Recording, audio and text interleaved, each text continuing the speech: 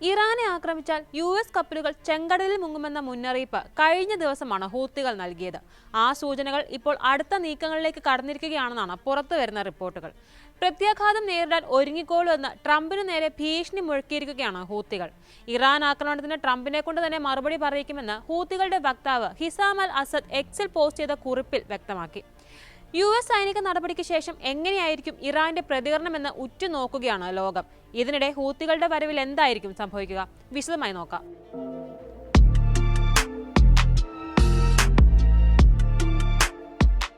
ഇസ്രായേലിനൊപ്പം ഇറാനെതിരായ ആക്രമണത്തിൽ America പങ്കെടുത്താൽ Houthi സായുധ സേന ചെങ്കടലിൽ അവരുടെ ചരക്ക് കപ്പലുകളെയും യുദ്ധക്കപ്പലുകളെയും ലക്ഷ്യമിടുമെന്ന് ഹൂത്തി സൈനിക വക്താവ് യഹ്യ സരി പറഞ്ഞതായി അന്താരാഷ്ട്ര മാധ്യമങ്ങൾ നേരത്തെ റിപ്പോർട്ട് ചെയ്തിരുന്നു. ഹൂത്തി വിമതർ ഇറാനുമായി ഏകോപനം വർദ്ധിപ്പിക്കുന്നതായും പ്രഖ്യാപിച്ചിട്ടുണ്ട്. അൻസാർ അല്ല എന്നും അറിയപ്പെടുന്ന ഹൂത്തികൾ 2023 മുതൽ ഗസയിലെ ഫലസ്തീനികൾക്ക് പിന്തുണയായി ഇസ്രായേലിനും ചെങ്കടലിലെ കപ്പലുകൾക്കും നേരെ ആക്രമണം നടത്തി വരികയാണ്. ഇറാന്റെ അടുത്ത സഖ്യകക്ഷികളായ ഹൂത്തികൾ തങ്ങളുടെ ഏറ്റവും പുതിയ ആക്രമണങ്ങൾ ഫലസ്തീനിലെയും ഇറാനിലെയും ജനതകൾക്ക് വേണ്ടിയാണെന്നാണ് അവകാശപ്പെടുന്നത്. ഇറാൻ സൈന്യം ഇസ്രായേലിനെതിരെ നടത്തുന്ന ആക്രമണങ്ങളുമായി ഏകോപിപ്പിച്ച് പ്രവർത്തിക്കുമെന്ന് ഹൂത്തി വക്താവ് യഹ്യ സാരിയുടെ ടെലിഗ്രാം പോസ്റ്റിലും വ്യക്തമാക്കിയിട്ടുണ്ട്. ഇസ്രായേൽ ഇറാനെ ആക്രമിച്ച 2 ദിവസം കഴിഞ്ഞ് ഹൂത്തികൾ ഇസ്രായേലിന് നേരെ ബാലിസ്റ്റിക് മിസൈലുകൾ തൊടുത്തതായി പ്രഖ്യാപിച്ചു. ജാഫയിൽ നിരവധി ബാലിസ്റ്റിക് മിസൈലുകൾ പ്രയോഗിച്ചതായി ഒരു ടെലിവിഷൻ പ്രസംഗത്തിൽ യഹ്യ സാരി പറഞ്ഞിരുന്നു. ഹൂത്തികൾ ഇറാനുമായി ചേർന്ന് അവരുടെ ആക്രമണങ്ങൾക്ക് സമയം നിശ്ചയിക്കുകയാണെന്ന് ഹൂത്തി അനുകൂല രാഷ്ട്രീയ നിരീക്ഷകനായ ഹുസൈൻ അൽബുഖൈത്തി പറയുന്നു. ഇറാൻ മിസൈലുകൾ തൊടുത്ത ശേഷമാണ് ഹൂത്തികൾ ആക്രമണം നടത്തുന്നത്. ഇസ്രായേലുകൾ ഭയപ്പെട്ട് ഷെൽട്ടറുകൾ തേടി ഓടുകയാണ്.